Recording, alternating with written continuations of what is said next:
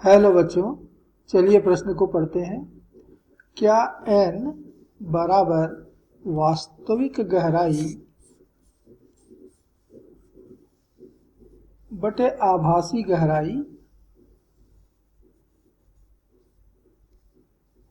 सूत्र अभिलंब के पास से ही देखने पर सही है या उससे हटकर देखने पर भी सही है? तो इस प्रश्न के लिए जो मूल अवधारणा है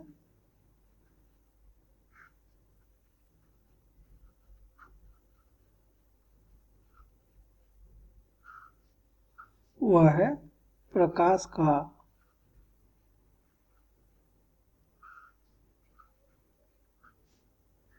अपवर्तन। तो जब प्रकाश किसी एक माध्यम से दूसरे माध्यम में प्रवेश करती है तो वह अपने मार्ग से कुछ विचलित हो जाती है। बस इसी घटना को हम कहते हैं प्रकाश का अपवर्तन। अब मालूम है कि माध्यम दो तरह के होते हैं, एक होता है विरल और दूसरा होता है सघन। विरल माध्यम वो है जिसमें प्रकाश की चाल अधिक हो, सघन माध्यम वो है जिसमें प्रकाश की चाल कम हो। तो ऐसे ही ये विरल और सघन माध्यम को पृथक करने का काम ये तल कर रहा है। इसको कहते हैं अपवर्तक तल। ये हमारा अपवर्तक तल हो गया या पृथक करने वाला तल हो गया। अब मान लीजिए कि प्रकाश विरल माध्यम से सघन माध्यम में आ रही है, तो विरल माध्यम में ये हमारा अभिलंब है, आपतन बिंदु पर खींचा गया अभिलंब। तो जब प्रकाश विरल माध्यम से सघन माध्यम में आता है तो वह अभिलंब की ओर झुक जाती है, अर्थात आपतन का कोण I जो आपतित किरण और अभिलंब के बीच का कोण है की तुलना में अपवर्तन का कोण R जो कि पुनः अभिलंब और अपवर्तित किरण के बीच का कोण होता है, ये R जो है वो छोटा होगा I की तुलना में, क्योंकि प्रकाश किरण जो है वो अभिलंब की ओर मुड़ गई है। ठीक उसी प्रकार यदि प्रकाश किसी सघन माध्यम से विरल माध्यम में अपवर्तित हो रही है और ये हमारा अपवर्तक सतह है, इसके एक तरफ सघन माध्यम दूसरी तरफ विरल माध्यम है, तो इस घटना में जब प्रकाश सघन से विरल में प्रवेश करती है तो वह अभिलंब से दूर हट जाती है, अर्थात आपतन का कोण I अपवर्तन कोण R की तुलना में अब छोटा होगा। हमें ज्ञात है कि अपवर्तन की घटना में प्रकाश स्नेल के नियम का पालन करता है। तो स्नेल का नियम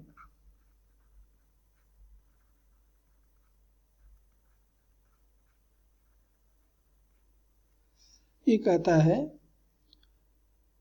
मान लेते हैं कि विरल पर चित्र एक में मैं ले रहा हूं, विरल माध्यम जो भी है उसका अपवर्तनांक n1 है और सघन माध्यम का अपवर्तनांक n2 है।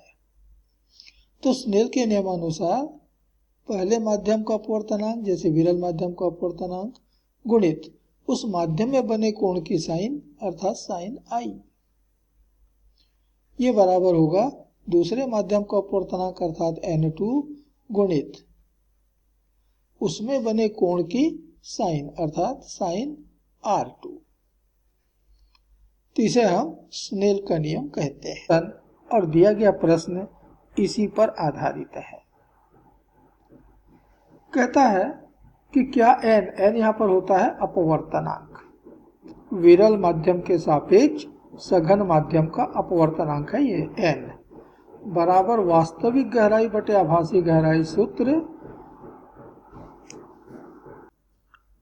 अभिलंब के पास से ही देखने पर सही है या उससे हटकर देखने पर भी सही है। तो इस प्रश्न का उत्तर हमें वहां से मिलेगा जहां या जिस प्रकार से हमने इस सूत्र की उत्पत्ति की है। इस सूत्र की उत्पत्ति में हमने कौन कौन सी शर्तें रखी हुई हैं ये देख करके हम बता सकते हैं कि क्या ये सूत्र तभी सही होगा कि अभिलंब के पास से ही देखें अथवा कहीं से भी देखें और ये सूत्र हमको सही मिलेगा। तो चलिए इस सूत्र की उत्पत्ति के मुख्य बिंदुओं को हम ध्यान देते हैं। तो मान लिया कि ABCD कोई सघन माध्यम है जो कि वायु में रखा हुआ है। तो निश्चित रूप से माध्यम हमारा सघन माध्यम है, तो वायु उसकी तुलना में विरल माध्यम होगा। मान लीजिए कि इस माध्यम के ठीक नीचे कोई एक वस्तु O रखा हुआ है, बिंदु आकार की वस्तु है, ये रखा हुआ है। तो अपवर्तन के कारण, प्रकाश के अपवर्तन के कारण इस वस्तु O का प्रतिबिंब कहाँ बनेगा, जरा ये हम ध्यान दें, इसकी हम रचना करते हैं। तो इसके लिए हम O से दो किरणें ले रहे हैं, एक किरण है OP और दूसरा किरण है OR। हमने किरण OP को सतह AB पर सतह के लंबवत आपतित किया है, और लंबवत आपतन की स्थिति में प्रकाश का विचलन नहीं होता, इसलिए प्रकाश सीधे अपने ही रास्ते में PQ मार्ग में चली जाएगी। लेकिन यदि प्रकाश कुछ तिरछी आके गिर रही, जैसे कि OR किरण जो है वो अभिलंब के साथ θ1 कोण पर आपतित हो रही है, और ये प्रकाश सघन से विरल में जा रही है, सघन से वायु में जा रही है, तो वह अभिलंब से दूर हटेगी। अभी हमने अपवर्तन में देखा था, वह अभिलंब से दूर हटेगी और इसलिए वो RS दिशा में जाएगी। अब मान लीजिए कि दर्शक इन किरणों को यहां से देख रहा है, तो ये किरणें दर्शक की आंखों में प्रवेश कर, तो दर्शक को यूं लगेगा कि ये दोनों किरणें जो हैं, अर्थात OQ किरण और ये RS किरण जो है, ये कहां से आ रही है। तो हम SR को पीछे बढ़ाते हैं, तो ये पहले वाली किरण को बिंदु I पर काट रही है, मान लेते हैं I पर। तो दर्शक को यूं लगेगा कि दोनों किरणें जो है वो बिंदु I से आ रही है, एक किरण IQ और एक किरण IS। अर्थात उस दर्शक को वस्तु O जो है वो बिंदु I पर रखा हुआ प्रतीत होगा, अर्थात I जो है वो O का आभासी प्रतिबिंब बनेगा। तो दर्शक के लिए सतह AB से वस्तु O की जो दूरी होगी, ये हमारे माध्यम की वास्तविक गहराई हो गई, जिसको कि हम प्रायः H से दिखाते हैं। अर्थात BC या PO या AD ये हमारे माध्यम की वास्तविक गहराई है। लेकिन जब दर्शक ऊपर से देख रहा है तो उसको वस्तु O कहाँ दिखाई दे रहा है, I पर दिखाई दे रहा है, और इसलिए सतह AB से I की जो गहराई है अर्थात PI, ये हमारा हो जाएगा आभासी गहराई। ये आभासी गहराई हो गया। अब स्नेल के नियमानुसार यहाँ पर एक चीज और बतला दें कि ये कोण यदि हमारा θ1 है तो हमारा ये कोण भी θ1 होगा, एकांतर कोण। और ये कोण यदि θ2 है, ये कोण, तो ये कोण भी हमारा θ2 होगा। ये संगत कोण हुए। तो विरल माध्यम के सापेक्ष अर्थात वायु के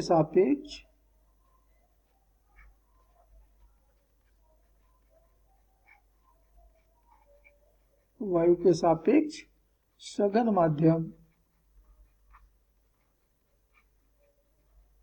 जो कि ABCD के भीतर है का अपवर्तनांक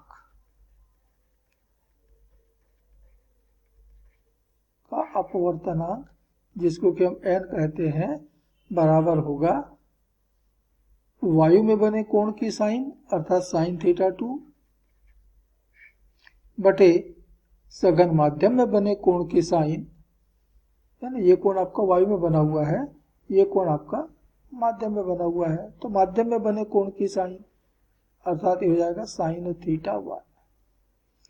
हम यदि यहाँ पर त्रिकोणमिति का उपयोग करें तो साइन θ1 या साइन θ2 बराबर होता है लंब बटे कर्ण। तो साइन θ2 जैसे हम लिख रहे हैं तो इसके लिए लंब हो गया ये PR यहां से यहां तक, और कर्ण हो जाएगा RI, ये कर्ण हो गया।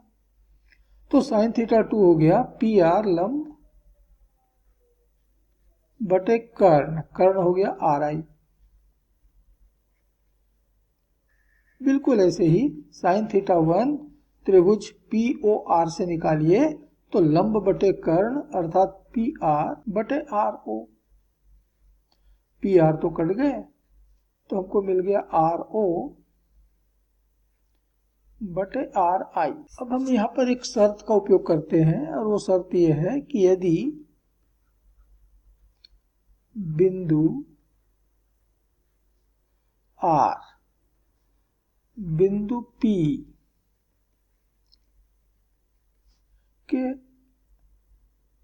बहुत समीप हो, बहुत नजदीक हो,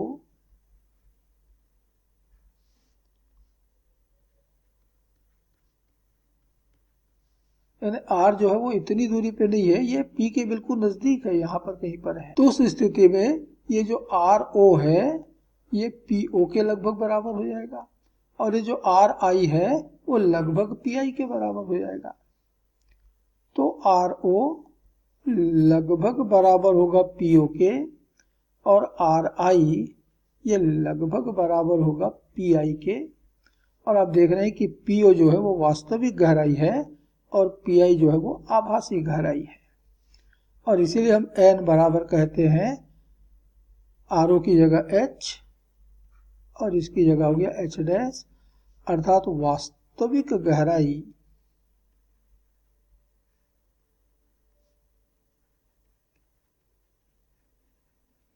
बटे आभासी गहराई।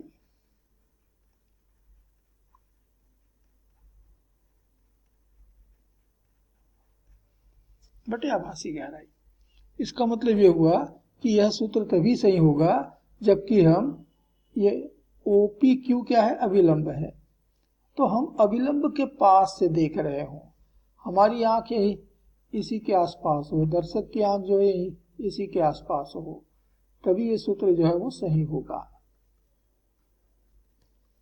ठीक है, यदि दर्शक इधर से कहीं पर देख रहा होगा तो फिर ये सही नहीं होगा, क्योंकि सूत्र की उत्पत्ति में हमने शर्त ले लिया है कि बिंदु आर जो है वो बिंदु पी अर्थात अभिलंब के पास होना चाहिए। तो जैसे कि प्रश्न में पूछा है कि यह जो सूत्र है अभिलंब के पास से ही देखने पर सही है या उससे हटकर देखने पर भी सही है, तो हम कहेंगे कि सूत्र अभिलंब के पास से ही देखने पर सही है, उससे हटकर देखने पर सही नहीं है। तो इस प्रश्न का उत्तर फिर इस तरह से आएगा, अतः सूत्र n बराबर वास्तविक गहराई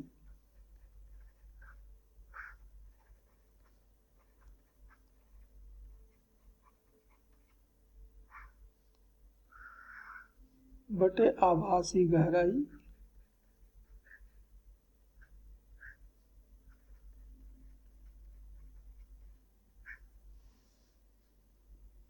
तभी सही है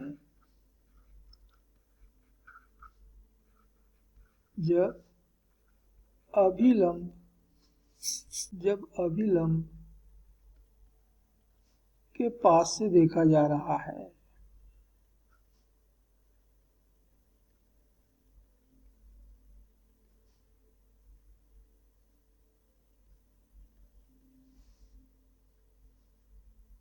हटकर देखने पर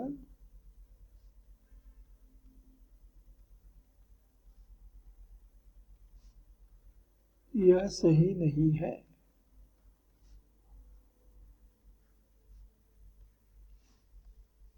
आशा करते हैं आपको समझ आया होगा। धन्यवाद।